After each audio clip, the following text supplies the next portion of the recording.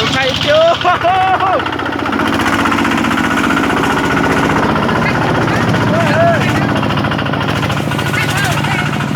Ai chưa? Bố xì chứ lại chạy khó khăn chứ. Wow.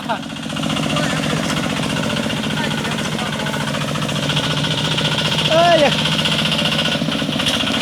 Kia luôn. Xa bẩn nô. Bây giờ cái món kìa. Cái lấy tua gì đó. Nó là cái món xin lỗi nhá dây rồi là. Tết thổi lúc là tao hỏi ngã chinh của đua chế. Ôi dồi. Tôi chỉ cho thay tà liệu. Tôi chỉ sang năng nữa, ra trên một cơ.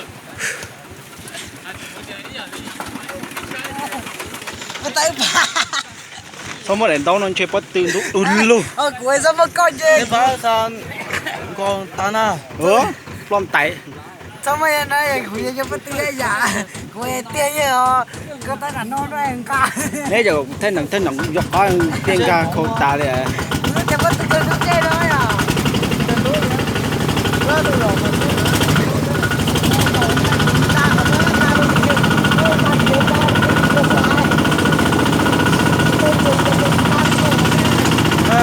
Dạ.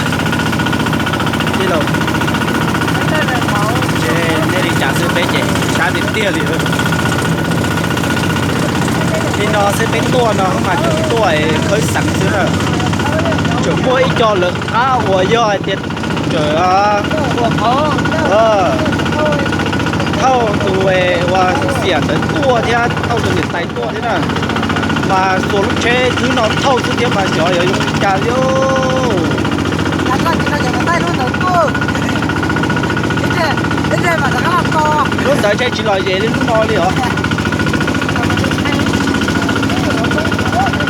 Mà kiếm thể thao thì thâu nó từ tua là ít tua tê cơ. Cầu tôi chữ. Thở đi này đó. Rồi lại chào tôi cho thế lô. Ba lời như xe đi rồi thế lô.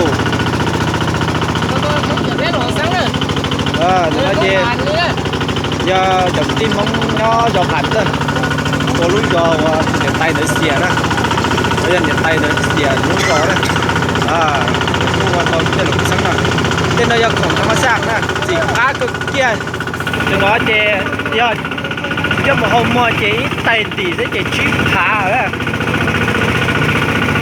giờ nhẹ bị cà chỉ cứ giờ chỉ kia đi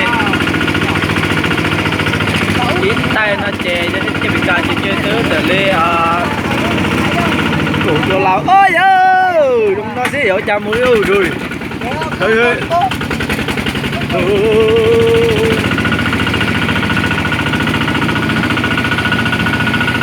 đi nó đấy cũng sai được chứ lúc tới tuổi ấy rồi chả được rồi nữa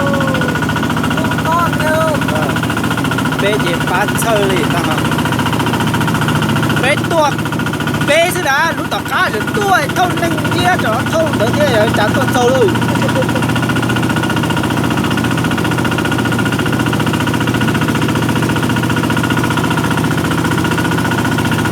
xa tôi lần nha mà tao biết là gì trên kia đi đâu đi đâu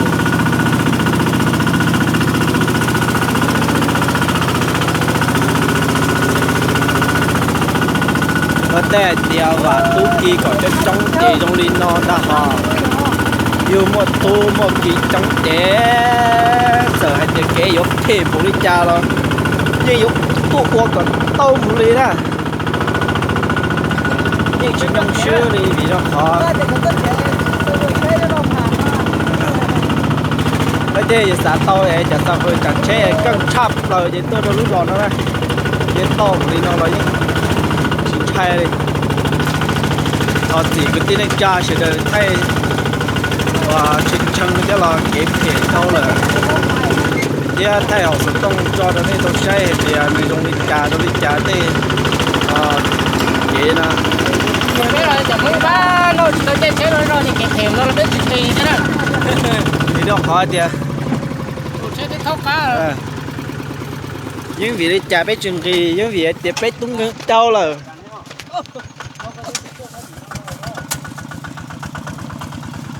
tôi chơi nó là một chỗ lún lăn tới chưa rồi to tiền cá nuôi nếu mà bỏ tiền cá đi đói đói ừ